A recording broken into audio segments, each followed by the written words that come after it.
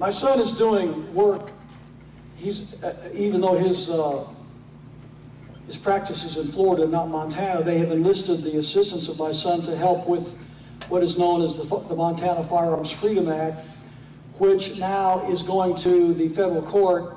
The act passed both houses of Congress in Montana, and it also has been signed into law by the governor, the Democrat governor of Montana.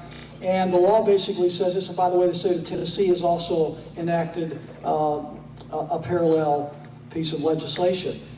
The act simply says, if a firearm is manufactured in Montana, Tennessee, if it is sold in Montana, if it is purchased in Montana, if it stays inside of the state of Montana, it is exempt from all federal laws relative to that sale and possession.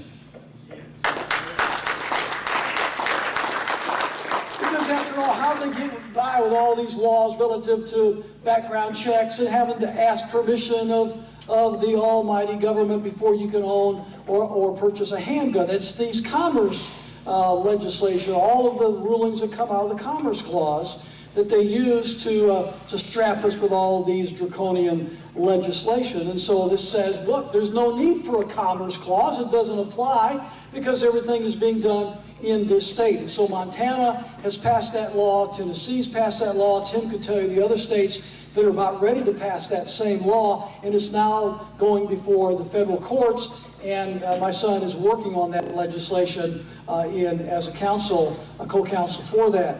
There is a movement among state legislatures across America that the line in the sand is being close to being drawn. And ladies and gentlemen, you need to get it in your heart and in your soul, and every man and every family need to get together and to discuss seriously and ask yourself the question, is there a line in the sand in which we will not surrender?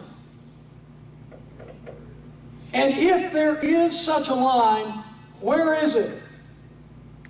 You better start defining that line, my friend, because we are being pushed to that line very, very soon. In one of my columns just recently, I iterated what I thought were the principles defining that line, and I gave 7 of those. There was a letter an open letter that came from a state legislator in Tennessee, just to give you an idea of what's happening. We send greetings from the Tennessee General Assembly on June 23, 2009. House Joint Resolution 108, the state sovereignty resolution, was signed by Governor Phil Bredesen. The resolution created a committee which has its charge to communicate the resolution to the legislatures of the several states, assure them that this state continues in the same esteem of their friendship, call for a joint working group between the states to enumerate the abuses of authority by the federal government, and seek repeal of the assumption of powers and the imposed mandates. It is for those purposes that this letter addresses your honorable body. In 1776, our founding fathers declared our freedom in the magnificent direct Declaration of Independence, our guide to governance. They established a nation of free and independent states, declaring that the purpose of our political system is to secure for the citizens their natural rights. The Constitution authorizes the national government, and it's not the national government, it's federal government, to carry out 17 enumerated powers in Article 1, Section 8, etc. There are clear limits, she says, to the power of the federal government. The national government has become a complex system of programs whose purposes lie outside of the responsibilities of the enumerated powers and of securing our natural rights. Programs that benefit some while others pay. The role of our American government has been blurred, bent, and breached. The rights due to us by our Creator must be restored. The 10th Amendment defines the total scope of federal power. The Constitution does not include a congressional power to override state laws.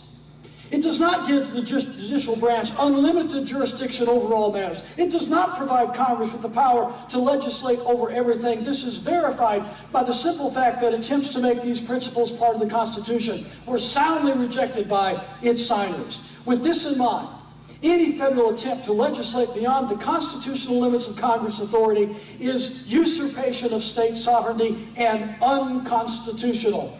Governments and political leaders are best held accountable to the will of the people when government is local. the people of a state know that what is best for them. Authorities potentially thousands of miles away governing their lives is opposed to the very notion of freedom. We invite your state to join with us to form a joint working group between the states to enumerate the abuses of authority by the federal government and to seek repeal of the assumption of powers and the imposed mandate. This went out to every state legislature in the 50 states from a state legislator in the state of Tennessee. Ladies and gentlemen, can you think for just a moment what could happen in these United States of America if Shalene Nightingale could be elected governor of the state of California?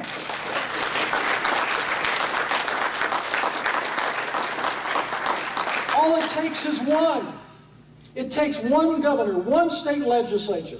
It takes one body politic of one sovereign state to stand up and say, we will not allow these tyrants in Washington, D.C.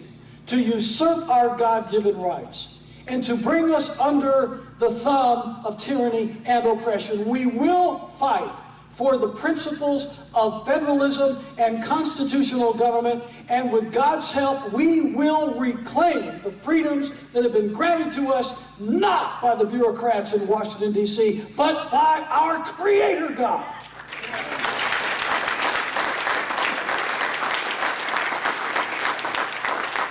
And while we must continue to promote a presidential candidate, and we must continue to promote the federal party's process and the positions of political opportunity at the federal level, for sure. However, I do believe that it is more important than ever that we refocus on our state legislatures, our governors, our city councilmen, our local races, our sheriffs. Thank God for Joe Arpaio here in Maricopa County, Arizona.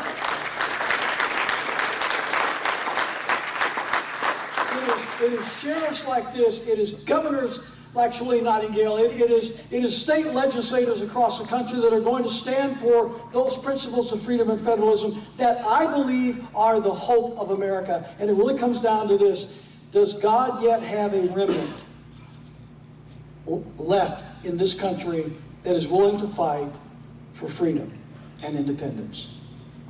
And if so, I believe God will, with His sovereign grace, allow us a place where freedom is still alive and well. And I will just say this: wherever freedom is, wherever the land of liberty is, that's where I want to be.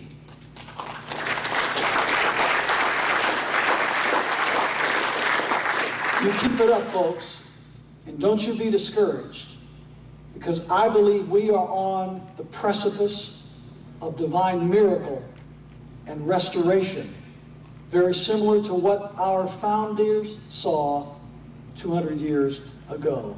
I believe God still has a land of liberty left for those who love it. God bless you. God bless the Constitution Party. God bless the United States of America.